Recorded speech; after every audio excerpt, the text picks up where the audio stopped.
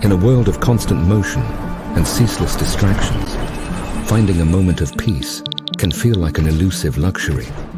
The allure of technology, the demands of everyday life, and the perpetual rush often pull us into a whirlwind of chaos, leaving little room for quiet reflection. Where success is often equated with hustle and grind, there exists a longing for something more. Could there be another way?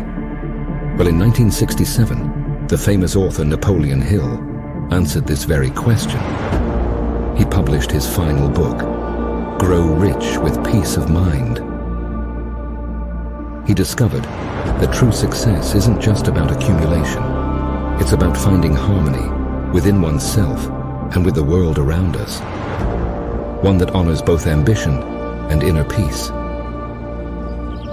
Rediscover Napoleon Hill's timeless wisdom. Think and Grow Rich with Peace of Mind, an online event that dares to challenge the frenetic rhythm of our modern world. Something is coming.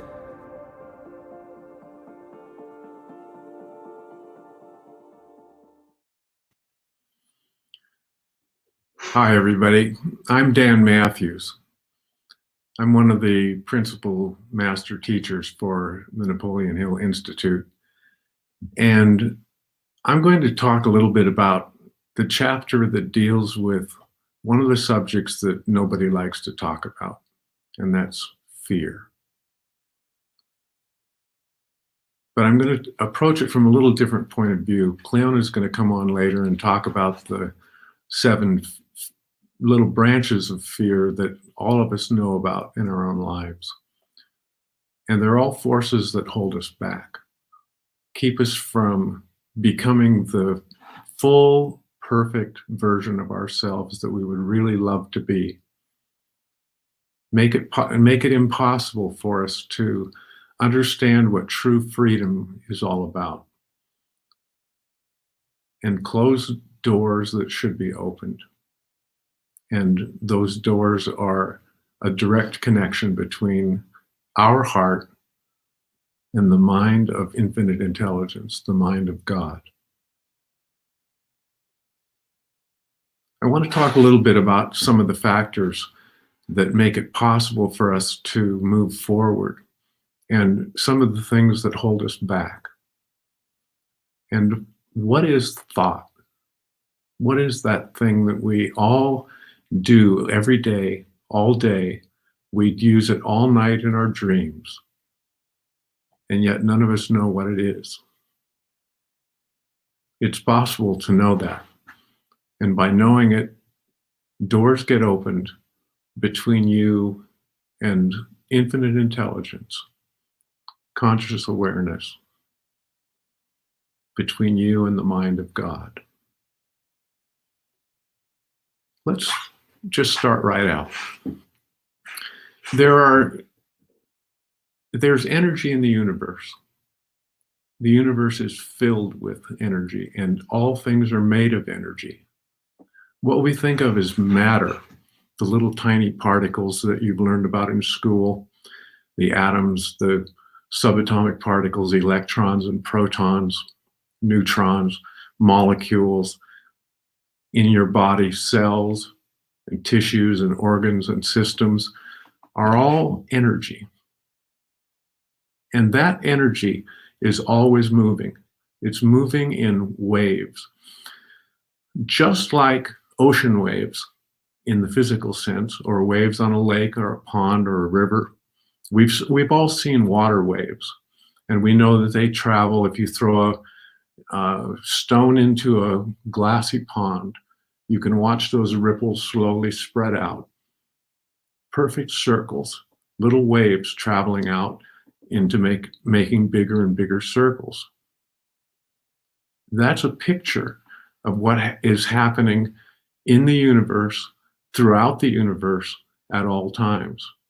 Energy is traveling in waves, and it always carries information. And that information is like the working of your cell phone or your computer, bit by bit, data point by data point, information traveling from one point to another is the essence of thought. Now, if you're like me and you're kind of questioning that, it's been shown for over 100 years as an area of physics that used to be called modern physics. When I was in college, we didn't call it quantum physics, but today it's known more by the term quantum physics. That study of the elemental particle characteristics, the relationships between particles and energy and what we call matter, has developed over the last 100 years into a branch of physics which dominates physics and has shown that classical physics, that's called Newtonian physics, much of that is accurate in some senses, but not complete. Quantum physics fills in the blanks. And part of what it does is a little bit odd and mysterious. For example, there's something that was originally discovered in the 1930s called the observer effect, when physicists were studying subatomic particles, things like protons and neutrons and electrons, and even smaller particles that make up things like protons, neutrons, and electrons. And they found that if an observer was looking for something like a pi meson, which is a subatomic particle, if they were focused on finding pi mesons, they found them in a higher concentration while they were studying them than they would find them if they were just doing a random survey of all subatomic particles. And something developed called the observer effect that said if you observe something, you change the way matter behaves. And particles which are normally relatively rare become relatively common. That means that your thoughts, the thoughts of the observer, focused attention on finding something, causes that something to come into being. And that observer effect is something that has to be taken into account as physicists or in anything. As you start to develop a way of studying something, the fact that studying it changes the awareness of the universe to make that particle, to make that matter, to make that energy come into being is a powerful lesson for us as we try to develop our personal progress, our personal development into being a new person, into being a better version of ourselves, and to being living a life where we have abundance and we have the things that we would love to have in our ideal life. The observer effect takes place all the time. And the rule now is where you focus your attention, you're telling energy where to flow. And not just energy, you're telling the power of the universe, the power of God, how you want reality to appear in your life. There's a saying that says, be careful what you wish for, because you just might get it, which could be taken positively or negatively. And it doesn't matter to the universe. If you're focusing your attention on negative things, you're telling the universe where you want energy to flow for your life. If you're focusing on positive things, you're also telling the universe where you want energy to flow. In religion, they call that prayer. And prayer is you with the emotion of your heart from your innermost being, telling the universe, telling conscious awareness, telling the mind of God where you want God to move energy. And the universe will respond because it has to by law. And that law of quantum physics has always been here. It is always working. And it's always working whether you're thinking positive thoughts or negative thoughts.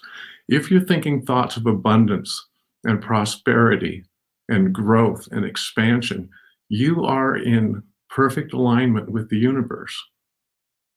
But if you're thinking thoughts of fear and contraction and things that are impossible or things you don't want in your life, you're also in perfect alignment with the universe. It doesn't matter whether you're thinking positive or negative. Your thoughts are telling the universe where you want energy to flow. Your thoughts are powerful because they cause the wheels of the universe to move according to the power of your thoughts and your attention, your focused attention.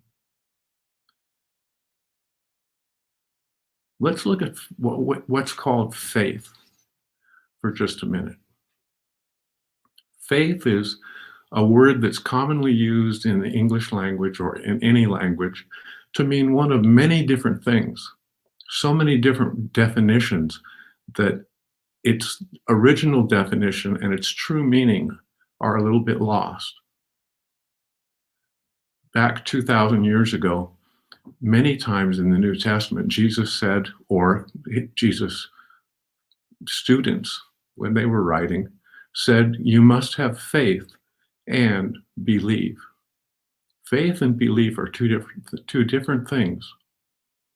Faith, in my definition today, faith means I am able. If you want to write down one takeaway from this little talk, write down the sentence, I am able. Not because of anything that you are, but because you are, not anything that you are in the natural sense, but because you are a child of infinite intelligence. You are a child of God. And as a child of infinite intelligence, your parent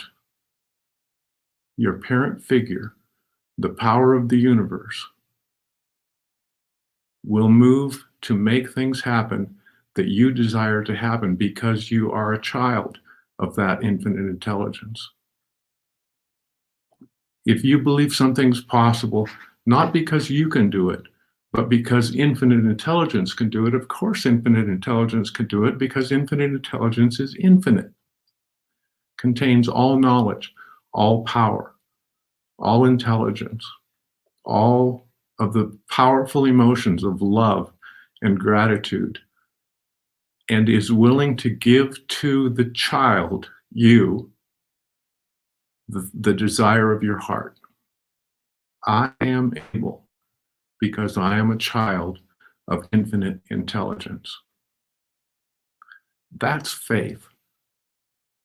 Belief means when you send a thought out into the universe, that thought is energy traveling in waves, and it carries with it information. And that information, when it goes out into the universe, causes vibration to happen in other energy forms of the same frequency. If you send out powerful thoughts of love or gratitude or fulfillment or whatever it happens to be, thankfulness, that thought energy resonates, which means it causes other particles of the same frequency, other energy forms of the same frequency to vibrate in harmony with your thoughts. And that vibration in harmony creates a secondary wave which reflects back to you. When you send a thought out into the universe, you are sending out something that you feel like comes from you, but that thought has always been here, because one of the laws of physics says the amount of energy in a closed system never changes. The total amount of energy in a closed system never changes. The energy of your thought has always been here. It just happens to be coming through you.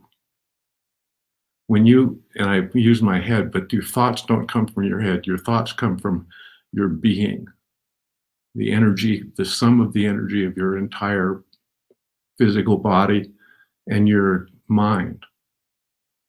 When you send a thought out into the universe, that thought causes harmonic resonance, and harmonic resonance sends some of that energy back to you.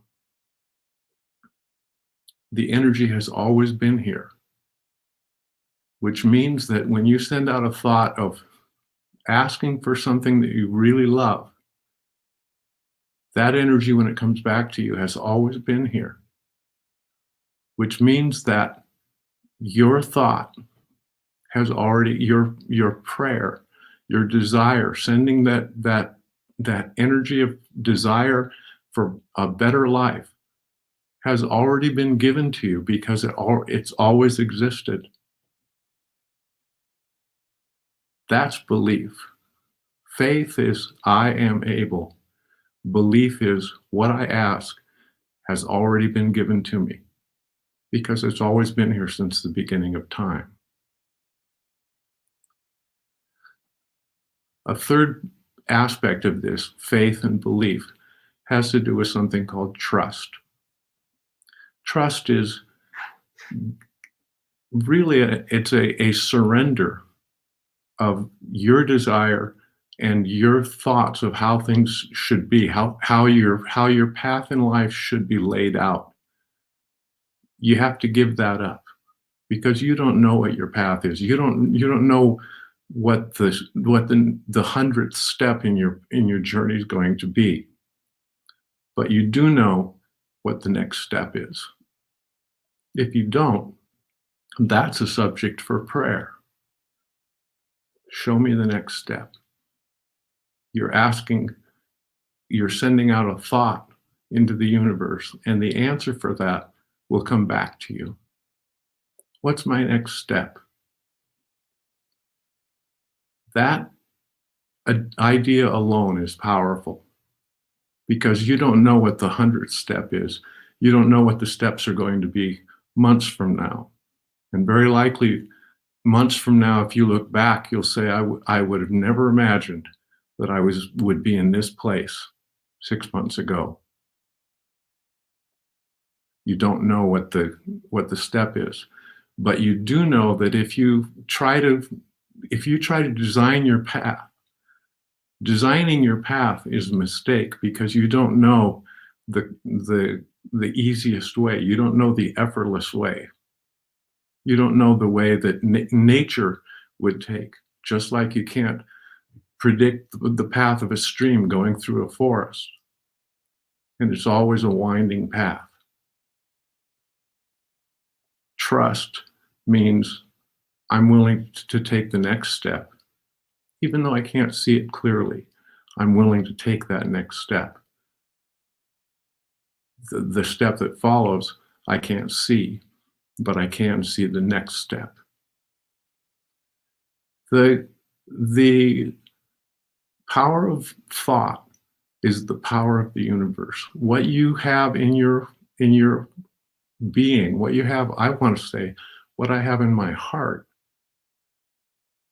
is a portion of what fills the universe, is a portion of the mind of God.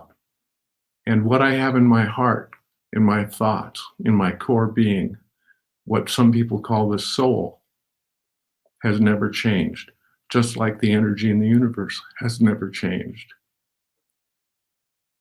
Now, there are some barriers to succeeding in life, to achieving that perfect being, that perfect life that you would love to be living. There are some barriers in every person's life, in my life, in your life. One of those barriers is what we call fear. And fear can be a powerful form of prayer because it invites into your life things that you don't want to have. I won't go into fear because Cleon is going to go into that in some detail. But there are 4 barriers to achieving freedom, to achieving the life of your dreams, to achieving the abundance that you deserve as a child of infinite intelligence.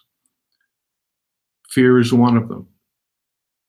Another barrier is what's called analysis.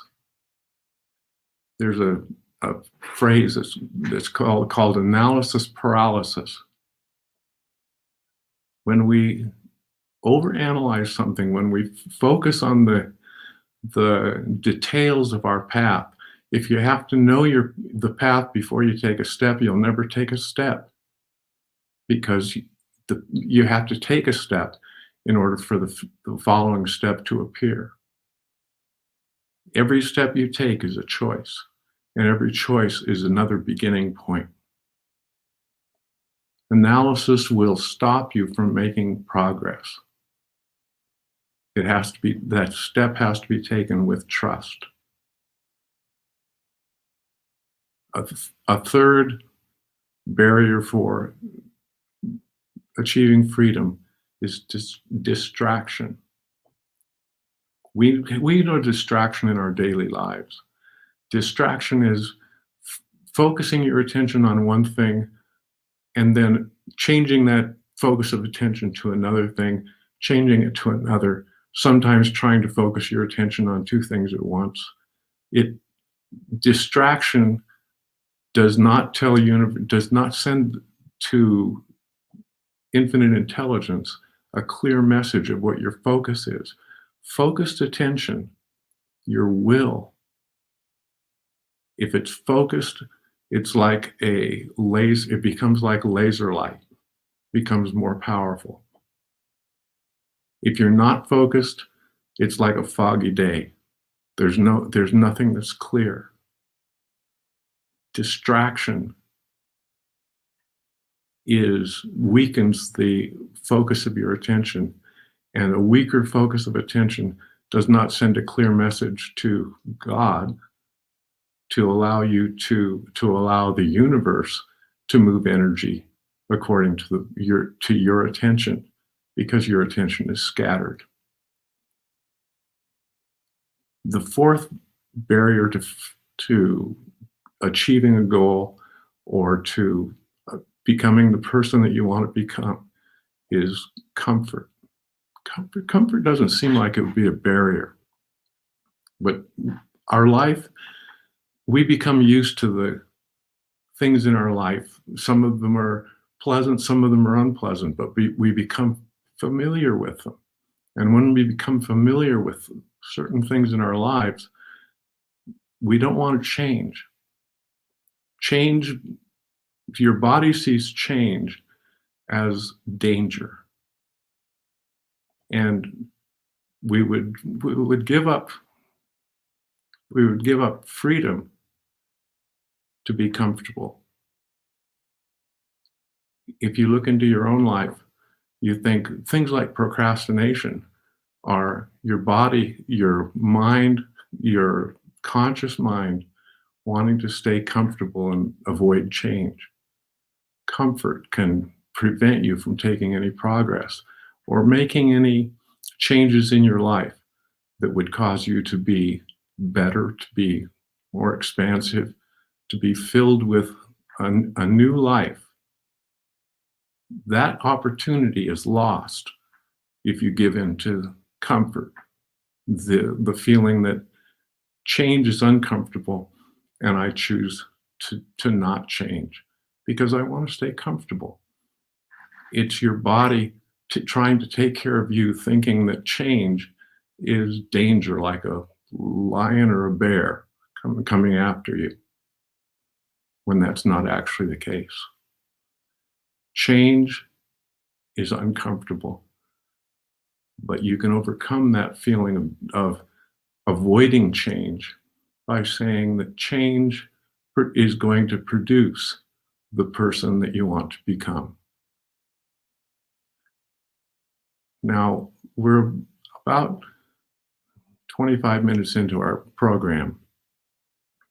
And Jeff, I'm going to have you go ahead and play that little transition, and Cleona's going to come on and she'll talk to you a little bit here before we're finished.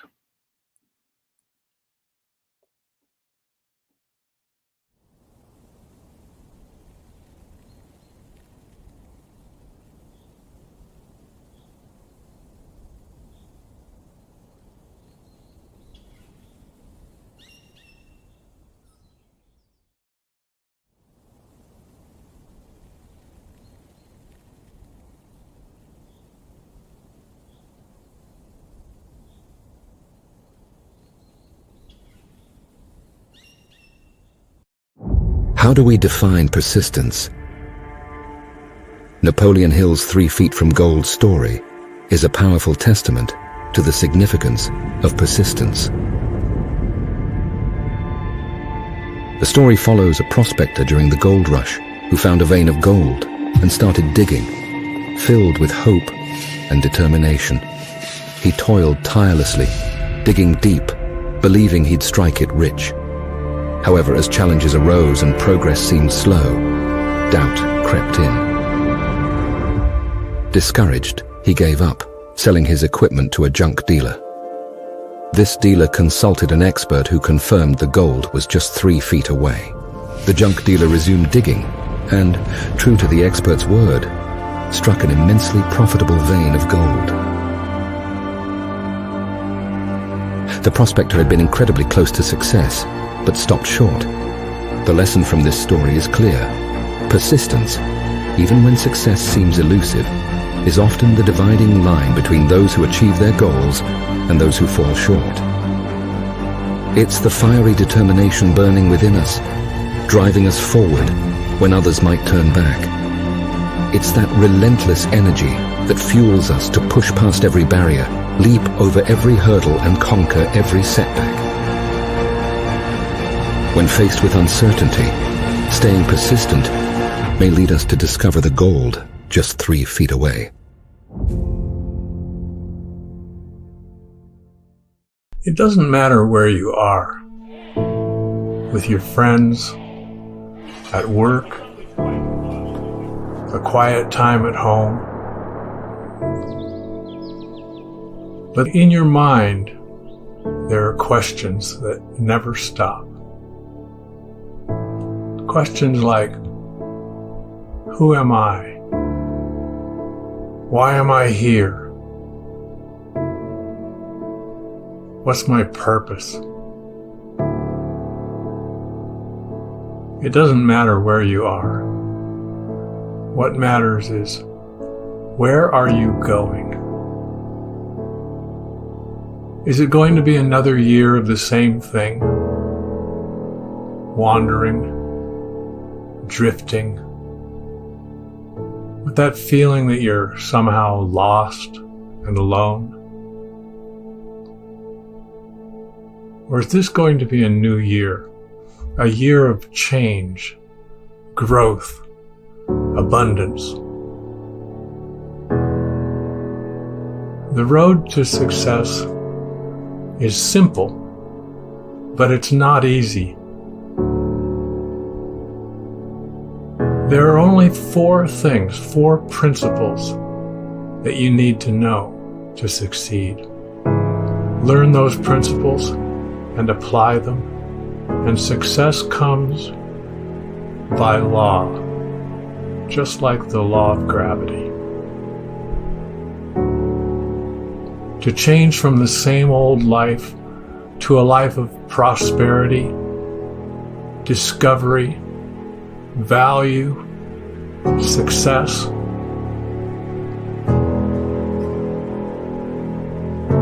To change from the same old life, to start a journey of discovery, of creation. Discover what you've always wanted. You can create the life of your dreams. All you need to do is know how. You can have direction, purpose, success. You don't have to be somebody special. Anybody can do it. Just remember, it doesn't matter where you are. What matters is, where are you going?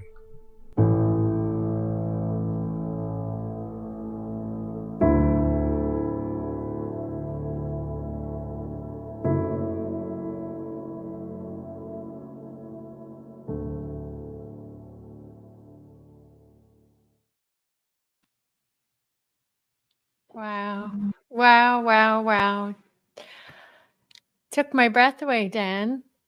Thanks, Cleona. It's been a pleasure to be here, and I have to congratulate everyone who's here for making the decision to commit to 4 days learning some new material and taking yourself to a higher level that opens doors of possibility that have been closed for a long time.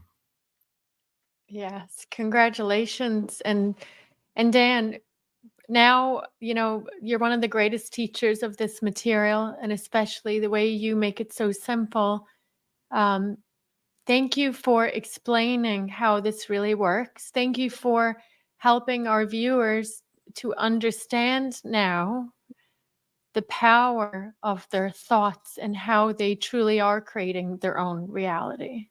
And prayer is a powerful source of inspiration, but it can be misused if you approach it in a frame of mind of gratitude and thankfulness, or if you approach it in a frame of mind of fear and lack and inability to do things or have things that you need, you're telling the universe what you want. It's the focus of your attention, not it's whatever comes after the words I am.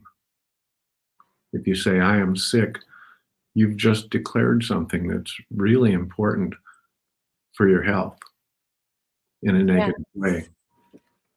You've just commanded the universe that that's what you want more of, Exactly. essentially, right? That's what I've learned from you and how energy works, and what we give our attention to is what we're creating. So if we're focused and spending time in our fears, then that's what we're going to manifest, of course. Yes.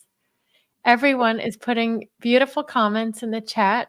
Dan, people are so grateful. Today I was really moved and overwhelmed with gratitude this morning. That's why I didn't come on right away with you. I was actually so moved today. I was in immense gratitude because of the work that we're doing. The work is so important, what we're doing. Can It's you talk a little bit about this and our mission and what we're doing here at the Institute?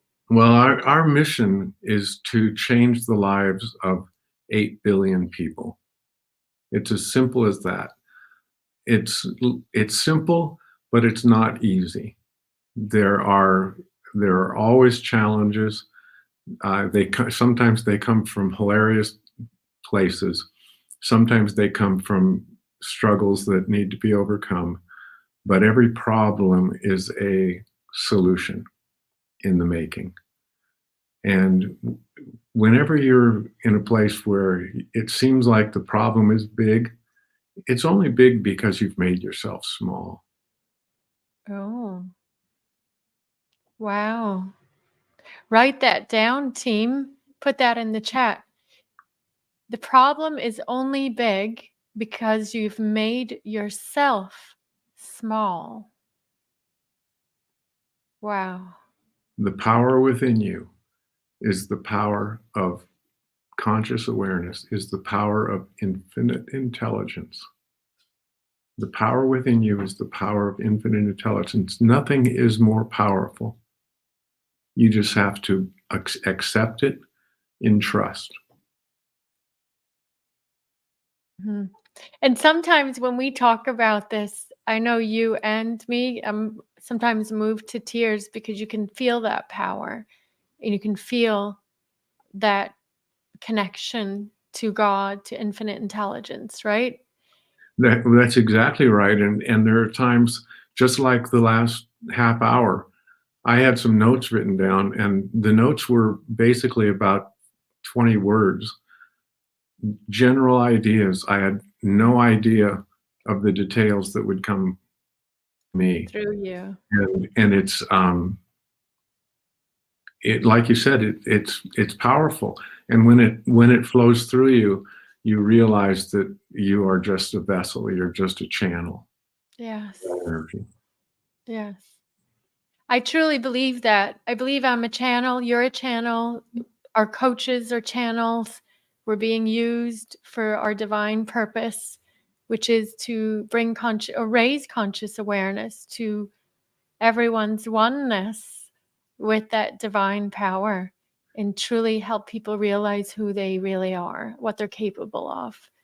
And And there's a rule in quantum physics, Cleona, that says that entanglement is a connection between two particles. The only thing that requires to happen to make two particles entangled is that if they come into close contact with one another. The mhm, two particles will become entangled, and they will always balance one another. But the truth is, all particles were once closely in contact before the words "Let there be light" was spoken. wow, wow. You and I, Cleona, are particle by particle entangled, just like you are with your kids. You know that. But Mhm, you also are with the buildings around you, because they're all part of creation. They're mhm, all part of the elements, the matter, the energy that makes up the entire universe.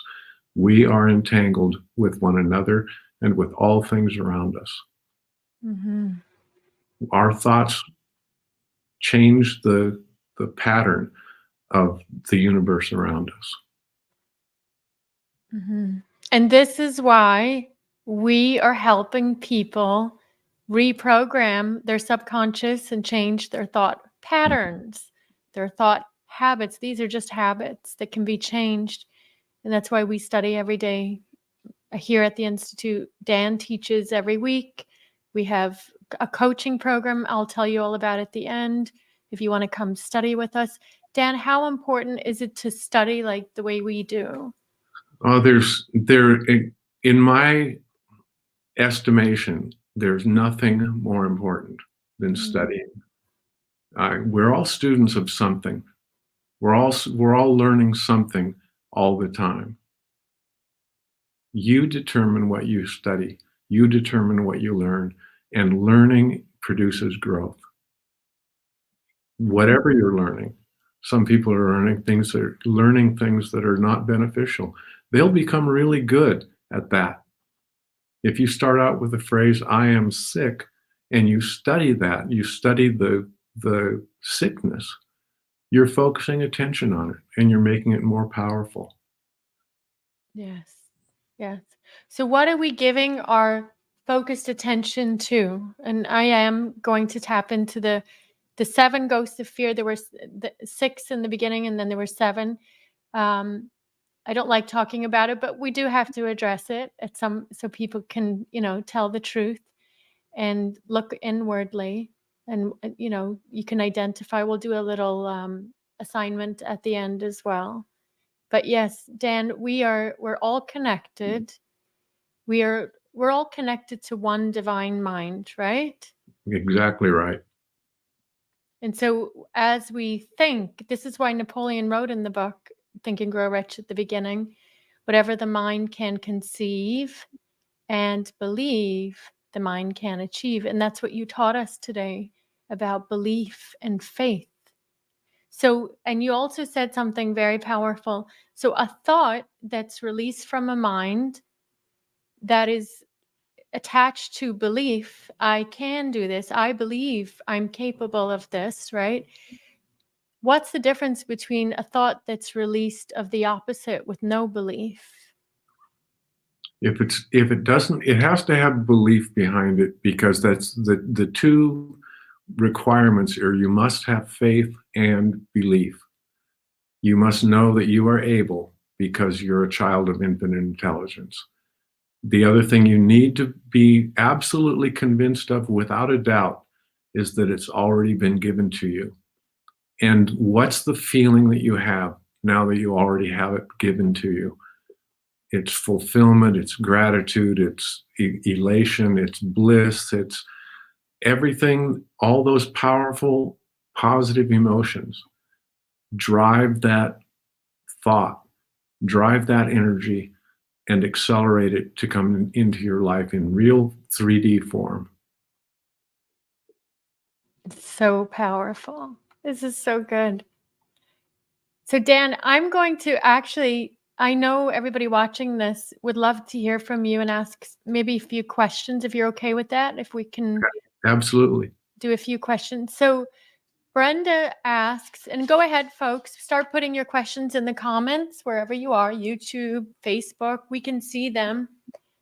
Brenda asks, let's see, Brenda said, people who do have medical problems and are trying to help themselves get better, I try to put my energy into helping myself. Should I not do this? You can do anything you like. There are no restrictions, but I would say I have a brother who has serious health issues, an older brother, and he's not one to complain very much about it or to do much about it, except listen to the doctors and their opinions. I would say don't listen to the opinions of others. You can use that as information, but don't claim it. Don't say I have this condition. My prognosis is this, because declaring it makes it more powerful. At any time in your life, you have control. Every cell in your body knows how to heal itself. Every cell knows how to heal itself. It's built into it. Your health is just as much in your hands as your illness, as your prosperity, as your poverty, whatever it happens to be, are all in your hands. Mm-hmm. You know that stress can make you sick. That means thoughts can make you sick. In the same way, thoughts can make you heal, because healing is a part of the growth and the prosperity of the universe. Mm-hmm. Yes. So I'll give you an example of what Dan just shared. I think it was last week or the week before. We went to Omaha for an event, and we had a dinner the night before the event, and we were meeting some of the clients. We sit down for this lovely dinner, and some of our coaches were there, the clients, everything was beautiful. The big event was the next day, and all of a sudden I start to feel sick, Dan. And I'm like, oh no. I'm literally just sat down, opened the menu, and I start to feel physically sick for no reason, out of nowhere, had no idea what's going on. I said, I'm so sorry, I'm going to have to leave. I don't feel good. And so I got up and I left, and I went back to the hotel. And I still didn't feel good. But what I was doing was what you just said, Dan. I said, I'm not going to identify with the sickness. I'm going to command every cell of my body and being that it's got I'm in perfect health. And so I spent that whole night, because we had a big event I was speaking at the next day. I had a fever and all these things, weird things were happening. So I started commanding my cells and my body through the night. I did some meditation, and I started commanding. The next morning I woke up perfect, as if nothing happened. You just utilized a scripture that was written thousands of years ago that said, let the weak man say, I am strong. Oh, there we go, folks. Are you getting this? Yes. I didn't make that up. Wow. So we can overcome. This is in scripture. This is in science. This is, science is just catching up to all of this, right? Isn't that true? That's right. For the last 400 years, it's been believed that the laws of science were one thing and the laws of the mind, of spiritual development, were another. But the truth is, the laws are exactly the same. They exactly fit together to make a whole. They've never been separated except in the minds of people. Mm-hmm. Wow. This is so good. And what about, let's see, we have more questions coming in. Can you talk a little bit about epigenetics?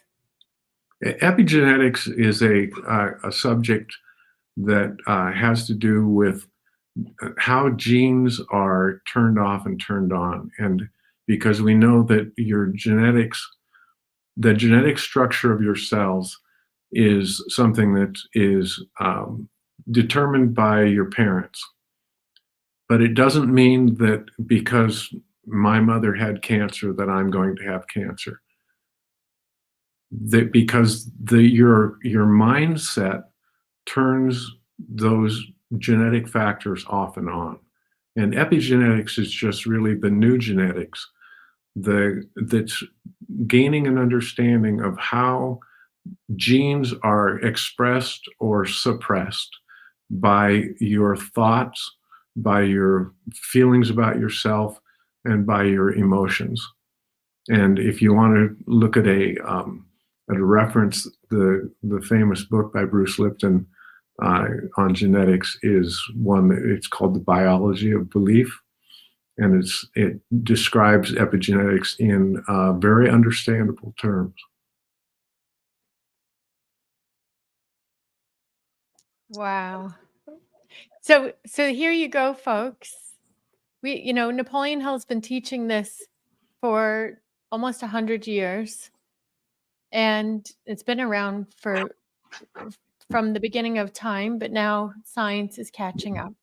Some people really need the science, Dan, and I'm not a scientist like you, but some people need that to believe in these teachings. I had a message yesterday from a woman who watched the presentation over the last few days, and she said, "Is it really true?" That's all she messaged me. And I said, "What do you mean?" She said, "Is it really true that miracles can happen from studying this material?" What would you say to her, Dan? I would say that a miracle is a word that you give to something that happens and you can't explain why it happens. Therefore, it's a miracle. But ordinary people are doing extraordinary things. People from every walk of life have experienced change in their life at some level. You've produced change in your own life, whether positive or negative, but it has to do with your ability, your belief that you're able to do it, because the infinite has your back. The infinite will support you in any thought that you have. If you have negative thoughts, that's the support that you get. If you have positive thoughts, that's the support that you get. You decide how the energy is going to move. And natural, ordinary people do supernatural things. Mm-hmm. But they do it because they have the will to do it and they have the trust to do it. Mm-hmm. And the faith. That's right. Yes. Dan, there's a question here from it looks like a beautiful woman called Beth. And Beth, my heart is with you, love. She said, "My eldest son died tragically 1 year ago today. How can I change? So my grief changes to be something more positive. How can I change? How do I change?" Well, first of all, Beth, my condolences for your son. I know that's a heavy burden to carry. Yes. To lose a child, but I know I've lost loved ones, and I know part of what you're going through. But what I would say is what I learned in the death of loved ones, and one in particular, is that there's a core being that you have within you that's always been there. There's part of you that has never changed from the day you were born. And it's what the religious people call the soul. It's what Eckhart Tolle calls the core self. There's an observer within you, and you know that sees what you're doing, and it's within you that will give you advice if you ask for advice, will stay silent if you insist on silence. But that soul, that core being, never changes, and its existence has nothing to do with the existence of the body.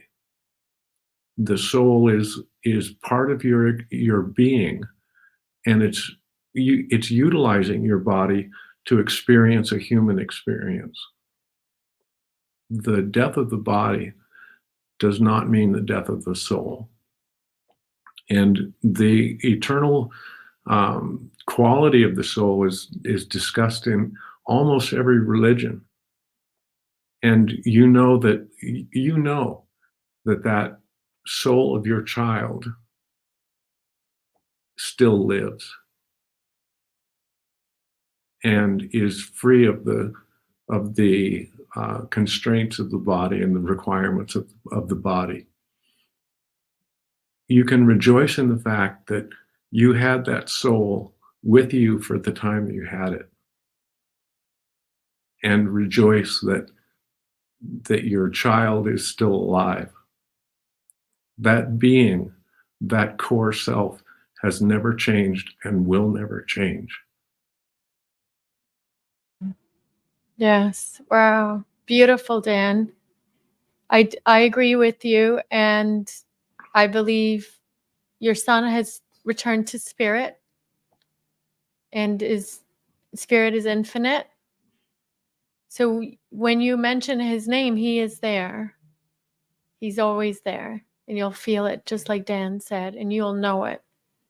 And, my late mentor, Bob Proctor, would say, and of course, we don't deny grief, but we move with the waves of grief. Don't fight grief, don't ignore it, but move with the waves of grief. That's what he would tell you as well.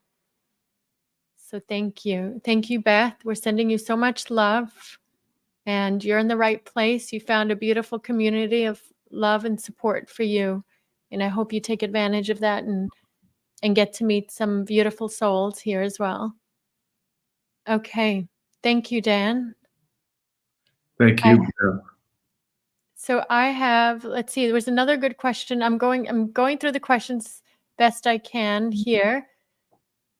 This one, I can't see your name, but it says, Facebook user, what if you have put bad thoughts and energy out there? Can you reverse that? That's a really great question, because it's a question that a lot of people have, because we can't control what thoughts come to us, because those thoughts are always out in the universe. Remember that the universe is balanced. Everything in the universe is balanced. There's good and there's evil. There's light and there's dark. There's day and there's night. There's triumph and there's defeat. Mm-hmm. They're all in balance. The universe is always in balance. If you put bad thoughts, if you harbor bad thoughts, if you invite them in and you focus attention on them, you're telling the universe that you're interested in more of that. That's your focus of interest. That's the energy that will come to you. But if you put those bad thoughts out, whether it's revenge or anger or hatred, or murder or whatever it happens to be, those thoughts are part of the universe, just like thoughts of love and gratitude and positive intention. You can't reverse it. They don't come from you. They come through you. You've invited them in. You've released them. But all you need to do is take that step back into the light and start changing your thoughts. You can't change what's done in the past. Mm-hmm. But you can change where you are today. Somebody said you can't stop a bird from landing in your hair, but you can stop it from building a nest. Mm-hmm. And it's true. Start initially by canceling those bad thoughts when they come in and focusing your attention again instead on thoughts of what you're grateful for. What do you have that you really love? Think about the thing that you really love the most. Hopefully it's not one of the bad thoughts.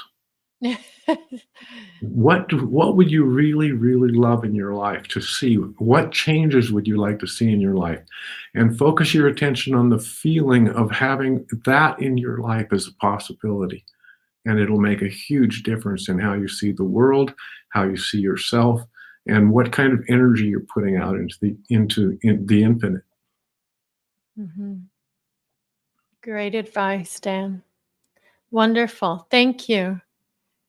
So, Dan, I have another question here from, I believe it's Sahar Poor. And it is, why is the mind or body afraid of change? I don't understand why it is in survival and compared to fleeing from a bear. Your body is a perfect survival machine. You have your senses. We talk about 5 senses. There are more than that. But you have your 5 senses, and your 5 senses are finely tuned to survival, for looking for danger. Your mind, there's part of your mind that's always looking for danger. When you're driving a car, you become unaware of it, but you're constantly looking. That car's potentially going to be in my way. They're changing lanes and they don't see me. There's a person crossing the road. There's a branch down in the lane. I need to change lanes. You're doing it automatically. You're avoiding danger. You're avoiding potential harm to your body. Your body is a perfect mechanism for that. But we're dealing with 2 levels of existence. One is your body, which has to stay healthy, has to stay strong, has to stay safe. And your mind, which is your imagination and can imagine things that don't exist yet. Any time your body sees a change, it sees potential danger. You can't change that. Your body will define change as something potentially dangerous. But in your mind, you can override that sense and say, no, don't listen to the signals to your body. Say, don't listen to those signals, because my mind is in control of my body. And instead of those thoughts of fear, flight, fight, whatever it happens to be, you can replace that with, I am safe. The infinite will take care of me. I will make choices based on the decisions of my mind, not on the reflexes and impulses of my body to keep me alive. Don't be foolish with that. You can't step out a window and expect to not have the force of gravity overcome you. But use it sensibly, and those thoughts that you harbor that are thoughts of fear, you can override those thoughts, because you have within you a power that's greater than anything outside of you. The power within you is greater than anything outside of you. You control that. Wow. Thank you, Dan. Thank you. This is incredible. Sahar, was it Sahar? Yes, I believe it was Sahar. Yes. Thanks for the great question, Sahar. That was a powerful question. You helped a lot of people with that question. Okay, so let's see if we have any more. Nancy Reed. I know Nancy. She's incredible. And Nancy, Christina Westergaard is going to be in touch with you too. Nancy said, another question, the therapy of my son told him that autism causes the body and the brain disconnect. His brain is listening, but the body is slow to get what the brain is telling. It is so disconnect. What causes the brain and the body to disconnect? I think it can be caused by a lot of things, but most of them are by habits that are formed. And I'm not an expert in autism, but I know that it does produce a lot of different behavioral characteristics, or it's identified by different behavioral characteristics, most of which could be addressed by changing the focus of attention. And sometimes I know children who are autistic that don't function well in a standard school situation, but given the opportunity to use their imagination creatively, they excel. Yes. And it may be that your child only needs to have a change of attention and a change of in the reinforcement that your imagination is a wonderful gift. Hmm.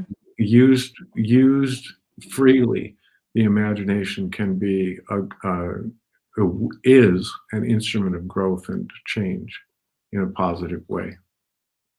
That's so good. That's great advice, especially because Nancy, congratulations to Nancy. She just won the case where she now gets to homeschool her son. Oh, good. So That will be a blessing because autistic kids don't do well in typical public schools, but in a home situation where their creativity can be reinforced and encouraged, they can thrive. yes. And they're usually genius kids, right? That's Very, very creative. Wonderful. Great advice and great question. Okay. Let's see. We'll take one more question.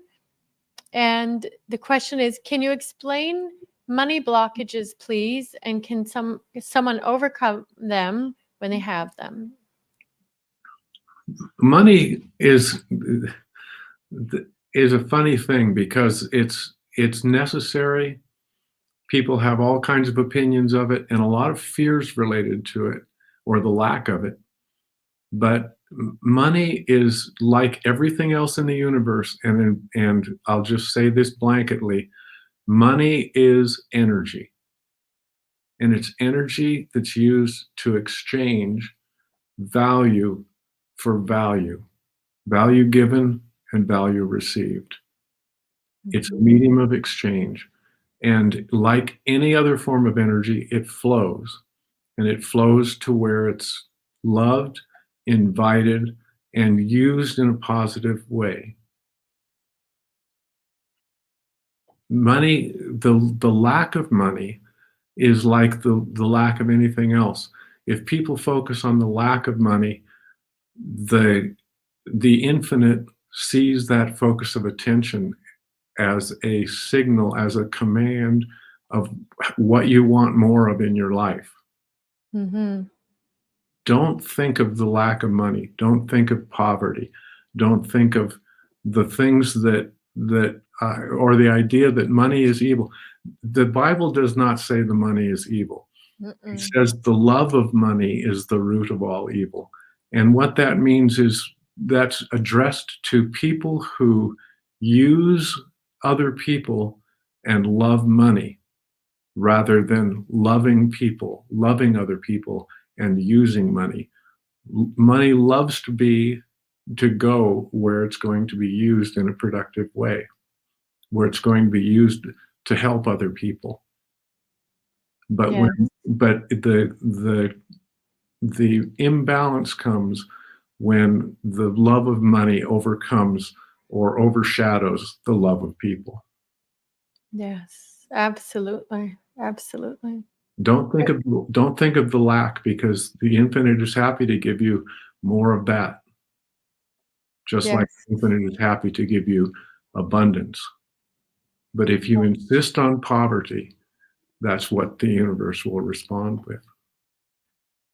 Yes. It's so good. We have a class here called the Self-Discipline, and I'm going to change the name to Self-Discipline and Money Camp.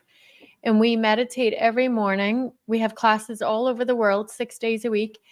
And we listen now to an abundance meditation, and we call in great abundance and we affirm. And the little surprises are starting to happen now with people. It's so fun.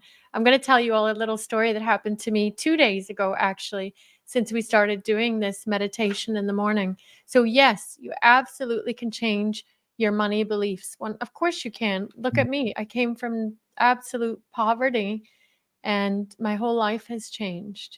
Yes. Dan, I want to say thank you so much. Can you tell everyone, let's invite everyone to your study with Genevieve Burand on Fridays, Your Invisible Power, and also they can come study with us in our Think and Grow Rich. Tell them a little bit about your book and how they can come study with you and us at the Institute. We've just started a book study that's going to be about somewhere between 12 and 14 weeks study of Genevieve Burand's book that was written in 1921, over 100 years old, called Your Invisible Power. If you haven't read it, it's a good read. It's a little bit complicated just because of the time that it was written, the date that it was written. It's a little bit astute, I guess is the word. She uses some long sentences and so forth, but we break it down sentence by sentence with a lot of comments from the reading between the lines about her feelings, her understanding of how to bring abundance into your life, how to see yourself as an abundant, prosperous person, and how to give back to the world around you. And we're in chapter 3, I believe, of that book at this point. But it's a book that has about 15 chapters. So I encourage you, if you're interested in learning more about some of the I want to say the early days, but it wasn't early days, but the revolutionary days of New Thought. The early days were back from 2,000 or 3,000 years ago. Yes. But the New Thought ideas that were brought out around the turn of the last century and early into the days of Napoleon Hill in the 1920s and 30s, and up until the 1960s, actually, there have been many books that have been written that are all telling the same story from a little bit different perspective. But Genevieve Burand was one of the founding books of that movement, and it's worth a close study. And we're doing that Friday mornings at 10 a.m. Eastern time. Yes. A 1-hour study. And it's a great study. I've done it several times, and it's a really good study into how to change and become prosperous in your own life. It's so good. And the other classes that are there, whether it's the Study and Grow Rich classes or the self-discipline, self-confidence camps, we have an abundance of material available, support available, and a community that is dedicated and committed to support and love and acceptance of anyone. It doesn't matter where you're coming from, whether you're religious, non-religious, Christian, Jewish, Islamic. Doesn't matter. It really doesn't matter. Everyone's welcome. Every one of those religions tells the same story. Yeah. And we focus on that the universe is supporting you in your search for prosperity, your path through life, your growth, your expansion. If your idea is growth and expansion, guess what? You are aligned with the power of the universe, because that's the nature of the universe: growth, expansion, imagination, flow of energy. Mm-hmm. Yes. And you should all, I know you're all here for that reason, to grow and create. And that's why you joined this seminar this week. So let this be the beginning. And if you want to join us in any of our studies, we have a program for everybody, from elite level coaching, mentorship. I'll go over the details, but we have those daily study groups as well. There's very affordable classes that everyone is welcome. Okay. Dan, I want to thank you from my heart for everything you do, for all of NHI, for all of our clients, and just what you do in the world. Thank you, thank you, thank you. Thank you, Cleona. Thank you, everyone, for being here for these days and a time of growth and change and expansion. I love you, and I look forward to seeing you again. I love you too, Dan. I'll see you on Monday. Have fun in Texas. Yeah, Austin, Texas. Thank you. So good. Wow. All right. You see, so for some of the people that had doubts about, does this stuff work? I think now you get it, especially with the science backing up everything we've been teaching you all week. What an incredible man Dan is. We're so blessed to have him. We're so grateful to have all of you. I'm going to share a few more points on freedom from fear, today's topic, before we bring it in for a landing this week. All right, we're on day 4. We have another session at 3 p.m. today. We're going to dive into meditation with Kiara Sharp, who's the director of our Australian division. She's also our spiritual advisor. You don't want to miss this. And also with Jeff Cameron. They're going to talk to you about meditation, and maybe they'll do a meditation as well. I don't know, but I know I'll be here at 3 p.m., so don't miss that. So Napoleon Hill taught us that there's 7 major fears that we all come across in life, okay? Number 1 is the fear of poverty, fear of criticism, the fear of ill health, the fear of loss of love, and the fear of loss of liberty, the fear of old age, and the fear of death. All right, I know we don't want to talk about this, but we need to tap into it, and I'll touch upon each fear. So the first fear, which is the most common fear, folks, is the fear of poverty. We just had some questions about changing our beliefs around money. This is the most common and the most destructive fear, is the fear of poverty. This first fear is very magnetic. It's potent. And the more of this fear of poverty you have, the more likely you're going to attract the loss of money. That's just the way the law works, just as Dan taught you today. So if you're focusing your attention on, I'm afraid to lose money, I'm afraid to spend money, I'm afraid I'm going to lose everything, I'm sorry to tell you, but that's what you are sending out. And that's what you're going to get more of. I'll give you a quick story. This is what happened 2 nights ago, absolute truth. And I think it happened so I could share it with you all on our session. And this is a real life example of the law at work. So I think it was 2 nights ago. We did our session here. I took my little daughter, Gracie, who's 9 years old. I said, let's go get our nails done, because my nails weren't done. You can even go back and check the replays. And I said, let's go get our nails done, finish work. I took my baby to get our nails done. And I noticed I parked across the street from the nail salon, and then we were getting our nails done, and then this man came running in. He said, is that your car? I said, where? That blue car. So my blue Porsche that I, wanted my whole life was getting towed away outside the nail salon. And I couldn't leave because my hands and my feet were wet, and I couldn't run after them. And they took the car and they took it to a tow pound place. And in that moment, I felt the almost anger coming up inside me. How dare they take my car? I felt, there was fear. And then the fear of poverty. Oh my God, I'm going to have to spend this money now. Somebody took my car. What's going on? But I caught it. All these feelings and thoughts came rushing through me in that moment. And I looked at my little daughter and I said, okay, I must stay calm. My baby's here and she's watching me. What do we teach? So I went inward and I just stayed calm. And then I started affirming to myself, that's okay.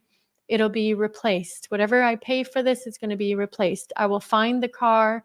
I'll pay the money. I'll get the car back. And the money will come back to me returned. That's what I kept affirming and affirming, right? This is the absolute truth. So I'm going to show you this. I'm going to hide my personal details. So this was what I paid the other night. If you could make it full screen, Jeff. I just want them to see how this law works in real life. So you see down there at the bottom, $300 cash. Okay. And the man said, you have to pay cash. I said, but I'll give you a credit card. I don't have that kind of cash in my wallet. You have to pay cash. And it was getting later. My daughter was there and it was raining. And I'm like, okay. He goes, go to the ATM. So I go get $300 cash. So I keep feeling the anger and the fear wants to build up inside me. And I'm affirming, no, I'm staying calm. I'm holding center and I'm saying, it's okay. The money's going to come back. The money's going to come back. And I'm going to learn a lesson from this. I'm going to learn a lesson from this and the money's going to come back to me. The very next day, and I held that faith. That's faith in action. This is what we teach you. I was affirming the opposite. I wasn't letting the outside dictate how I feel. So I was staying centered. And so the very next day, I opened my mail. And what did I receive from the universe? A $300 gift card from Optimum. Because I got a new house and I signed up for their internet. They gave me a $300 reward. Exactly the night before what I had given out to the universe for my car. And I learned a lesson about parking and rushing around and so on.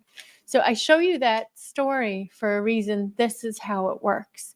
Because I kept my thoughts focused. I operated in faith. I affirmed what was going to happen. And look how quick that manifested. Isn't that a cool story? I wanted to show you that to show you how this works.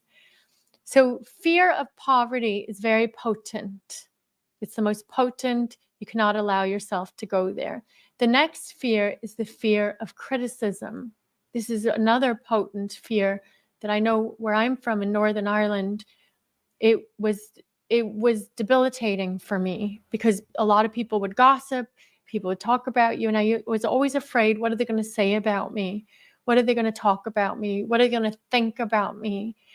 And so having the fear of criticism can stop you before you even start, before you even get started. And here's the thing, there's no such thing as they. There is no they. It's usually in your imagination. You're imagining they are going to say something about you. And this is not the truth. And when I let go of this fear, I was able to step in and step up to who I am today. The next fear is the fear of ill health. And I know some of you may be one of these people that have a strong fear of ill health, or you know someone like this. They're usually hypochondriacs. They imagine fake illnesses and they're so focused, just like Dan taught us today, they're so focused on having sickness or illness, and they're almost addicted to that, right? Some people would rather describe their operations than talk about the benefit they're going to receive from the operation. And so some people are addicted to that victim mentality, and they are focused on the fear of health.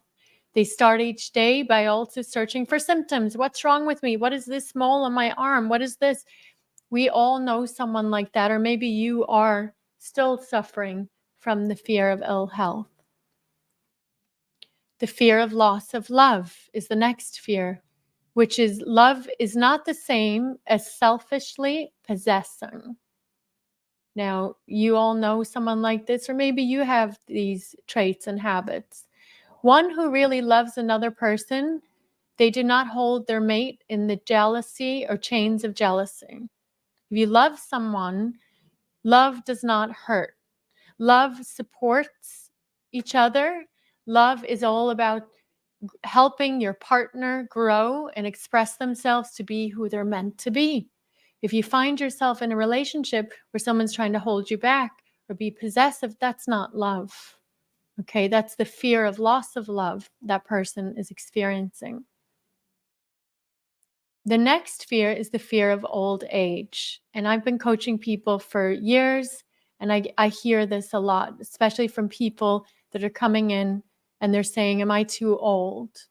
We have clients from the age of, I think we have a 16-year-old or an 18-year-old right up to 80-something-year-old. We have clients at all age groups.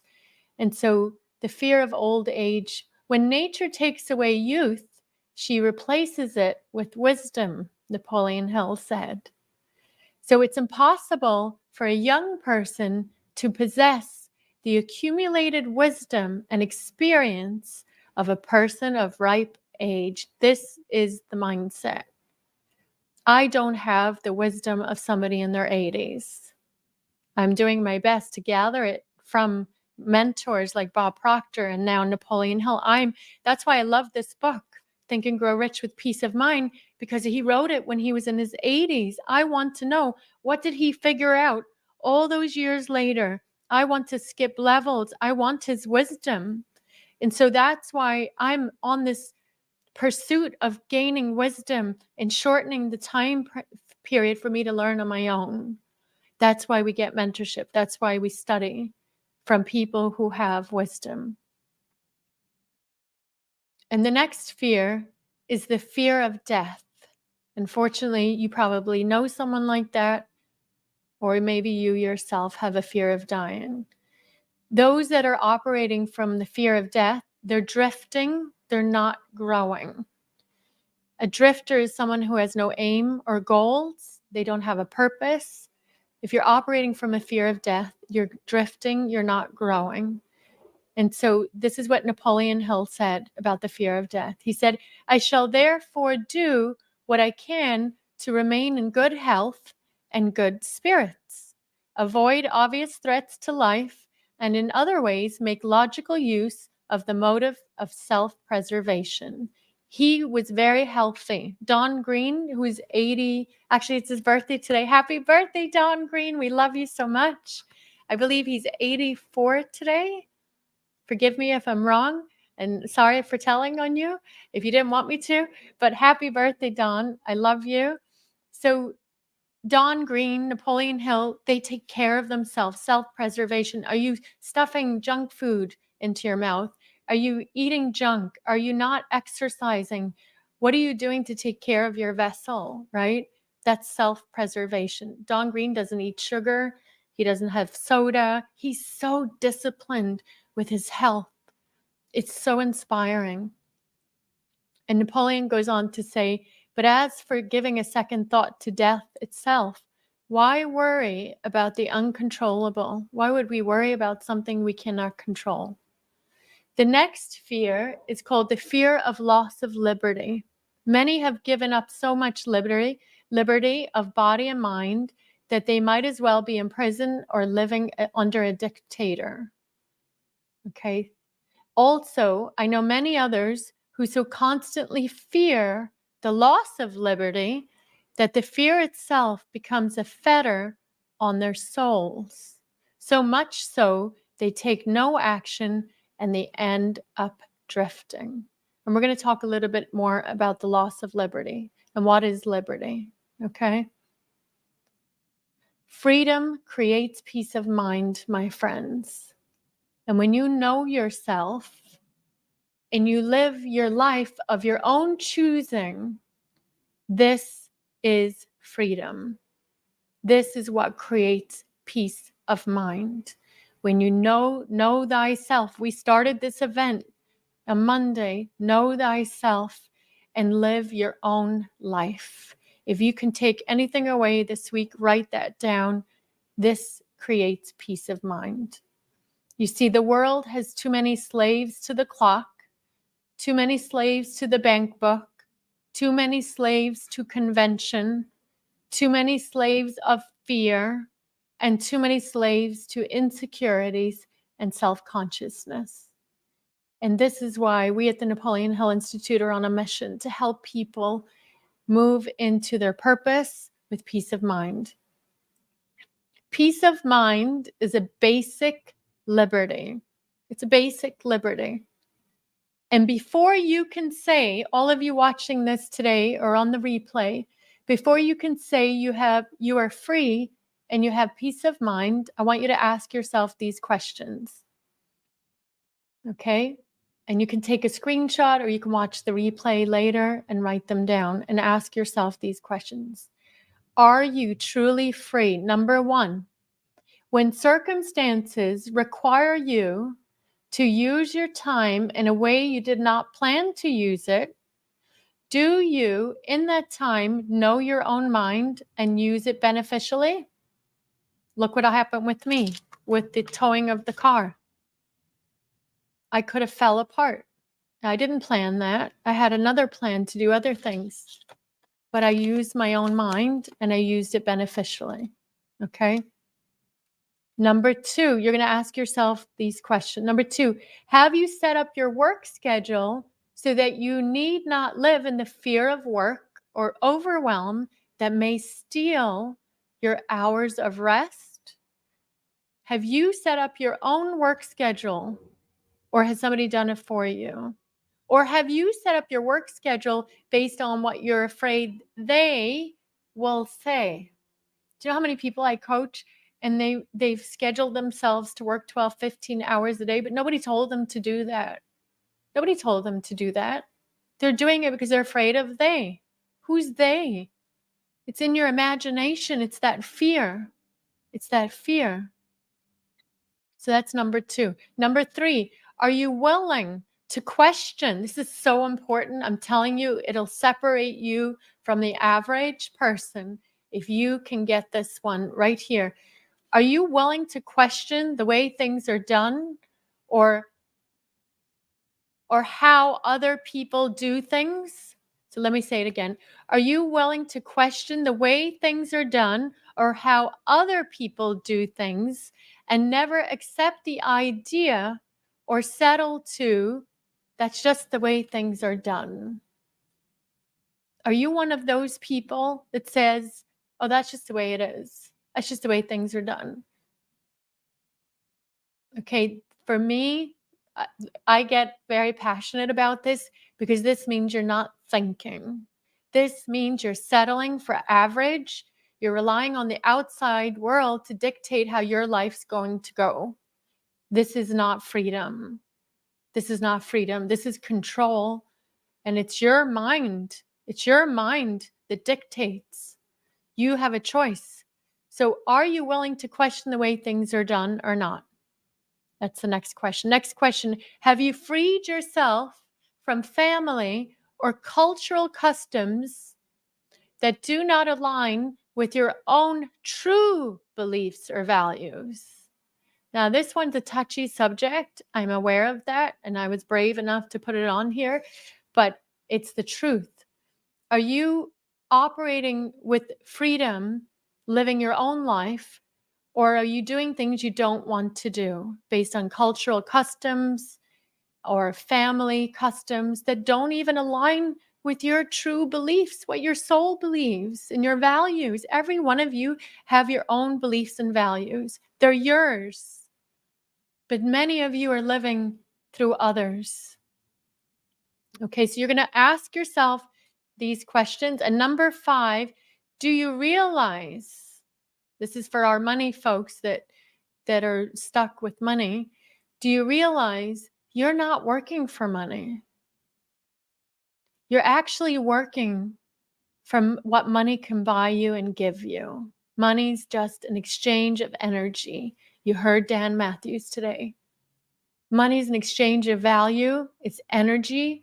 If you don't have money, it means you're not serving or exchanging value, or you're blocking yourself from asking for the exchange because of limiting beliefs.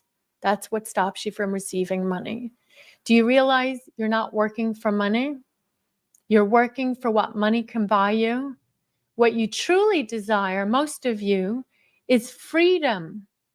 You desire freedom. I want freedom. You want freedom to use your time as you wish. I want freedom to work when I want to work. I want freedom if I want to go to the nail salon with Gracie, I'm going. I want freedom. Today I feel like going to have a nice dinner in a nice restaurant. I'm taking the day off. You truly desire freedom, friends. You want freedom to use your time as you wish. You want freedom to live a lifestyle of your own design. You want freedom to travel as you wish. You want freedom to make your own choices. I know you do. So ask yourself, do you realize that that's what you really want the money for? So are you really free? Ask yourself these questions today. You're going to say yes or no. If you answer yes to all 5 of those questions, you are free. my friends. You're actually free. And if you've answered 4 out of you're on your way to freedom, 4 out of 5. So I want to hear today, that's going to be part of your assignment. Time is wealth. Unlike money, when it's gone, you cannot replace it. Your time is your most valuable asset, my friends. It's not money. It's just that's just an instrument. We learned it's energy. It's an instrument. What you want is freedom. I want freedom. This year, I picked one word. Every year, I pick a word.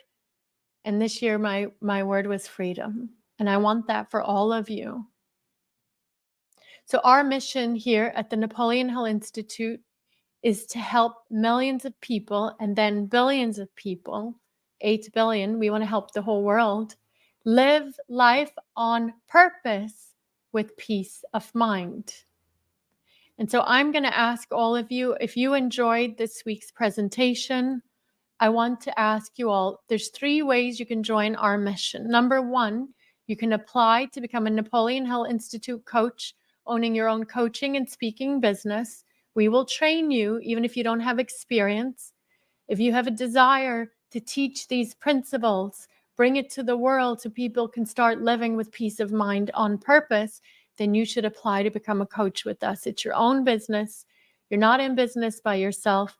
You're with us. We're a community. We're growing all over the world. We have coaches in many countries already. We have hundreds of coaches already being trained, being certified. We will teach you how to do sales, marketing, how to run your business.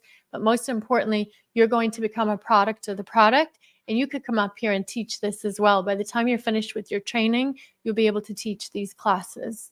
Probably within 6 months, you'll be able to teach this material. And number 2, if you want to continue to study with us, you want to join one of our mentorship programs, we have the first official Think and Grow Rich mentorship program. It's about 8 months long, and it's called Think and Grow Rich Mentorship. Get in touch with us, book a call, and we'll see if it's a good fit for you. You can come to class with Dan, myself, Scott Edwards, Carla, some of the amazing speakers and teachers that you've met this week. We're all in this together, okay? And if you have questions, put it in the WhatsApp group. And number 3, if that's not the right fit for you and you don't want to become a coach with us, or you don't want to join the mentorship or the study with us, then what I would like to ask of you is to share these teachings with 3 friends or more, or buy them a book. Maybe you buy them Think and Grow Rich or Grow Rich with Peace of Mind. Buy them a book or be of service to a stranger this week. Don't walk away and just take all this information. Please be of service. At least give a book to someone. I would say give 3 books at least. But if you can't afford even 3 books, give something. Be of service to a stranger this weekend. Okay? That's what I would ask of you. If you would like to join our mission, give it back. You heard Dan Matthews today. What you sow is what you reap, friends. I'm on a mission. Everybody at Napoleon Hill Institute is on a mission. You heard it. The science of personal achievement can create miracles. I am a miracle. And so I want you to do something with me right here, right now, today. Whoever's on here with me, thank you for staying. I know it's a long session. I want you to repeat after me and just close your eyes for a moment and just tap into that divine presence that we're all connected to. God, infinite intelligence, source, universe, whatever you believe in. And I want you to repeat after me. I am free. And now I want you to repeat after me. I have peace of mind no matter what the outside world is telling me. I have peace of mind no matter what the outside world is telling me. I have peace of mind no matter what is in my bank account. I have peace of mind no matter what is in my bank account. And repeat after me. I am free because I know who I am in truth. I know what I am in truth. I am free. I am free. I am free. And just open your eyes. Take a big deep breath in and out. I want you to repeat this, those few seconds. If you do that throughout the day, you're going to see a big change in your life. I know who I am. I know what I am in truth. And so my name is Cleona O'Hara. I am free and I have peace of mind. And I thank you to the Signs of Personal Achievement and the Philosophy of Success by Napoleon Hill. Napoleon Hill, I know you're here with us in spirit. I thank you. I love you. I'm grateful for you. And we here at Napoleon Hill Institute are so grateful for the opportunity to serve all of you this week. And I will give the rest of my life, I'm saying it on air right now, recorded in public. I'll put myself on the line. I will give the rest of my life to this mission because I want to spread miracles. And I know how it's done. And so I am free. I have peace of mind. Repeat after me, everyone. Put it in the chat. I am free. I have peace of mind. Put it in the chat. I am free. I have peace of mind. Thank you, Napoleon Hill, for organizing the Signs of Personal Achievement for us to change my life. You saved my life. And now it's our mission to give it back. Today's assignment, I want you to repeat the affirmation and write it out 20 times. Tag me. I'm going to go all over this weekend. I'm working all weekend to serve you, okay? Because we're on this mission together. I am free. I have peace of mind. I want you to write this out 20 times. Then you, in your workbook, in your beautiful workbook, there's a picture of the stick man. I want you to write at the bottom part of the stick man the fears that you've identified today.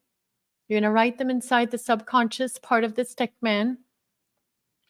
And you're going to burn it in a safe place. Okay? Burn it in a safe place. And then you're going to do your affirmations 20 times. I am free. I have peace of mind. I am free. I know who I am in truth. I know what I am in truth. I am free. I am free. I am free. I am so grateful for all of you. If you would like to join us tomorrow, we will have also a session today at 3 o'clock. Don't forget, we have the meditation conversation at 3 o'clock. And tomorrow we have a VIP bonus call, a Q&A live on Zoom. I'll be on there with our teachers, and we're going to answer your questions. So have a beautiful day. We will see you all at 3 o'clock today. Repeat after me. I am free. I have peace of mind. Thank you so much. I'm so grateful for the opportunity to serve you. Now you go serve. Now, the vast majority, approximately 95% of the people of all countries, go around and around without aim or purpose. They drift with the circumstances of life, good or bad. A drifter is one who permits himself to be influenced and controlled by circumstances outside of his own mind. Whereas the successful individuals create their own circumstances and ride them to victory. When you're on purpose, you're living on purpose. You will never quit if you have a real purpose. A burning desire to be and to do is the starting point from which the dreamer must take off. But what I have done has been recorded, it's been tested, it's being taken to a free world, and it's going to benefit millions of people who are not yet born. And it's going to benefit millions of people who are not yet born. We're some of those people. that we're spreading this to the world. As your awareness grows, the doubt is gone so that you can manifest whatever it is your heart desires. Isn't that beautiful?